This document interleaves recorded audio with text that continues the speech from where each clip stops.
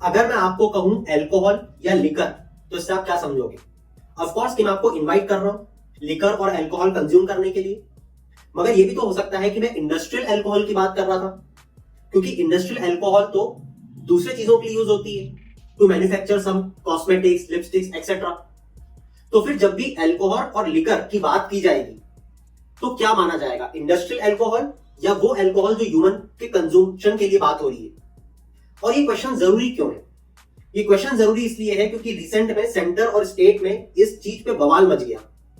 बवाल इसलिए मचा क्योंकि जो ह्यूमन कंजम्पशन के लिए लिकर होती है, जो कि एक तरीके की इंटॉक्सिकेटिंग ड्रिंक है, उसके production, manufacturing, sale, purchase, transportation, इन सब पर टैक्स लगाने का अधिकार स्टेट्स को दिया हुआ है।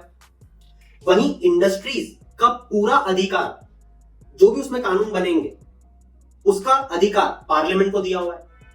मगर स्टेट का यह कहना था कि इंडस्ट्रीज में जो इंडस्ट्रियल अल्कोहल बन रही है, भले ही वो ह्यूमन कंज्यूम नहीं कर रहा है, बट है तो अल्कोहल, और अल्कोहल पे हर तरीके का टैक्स लगाने की जिम्मेदारी और अधिकार किसका है? हमारा। तो हम उस पर भी टैक्स लगाएंगे।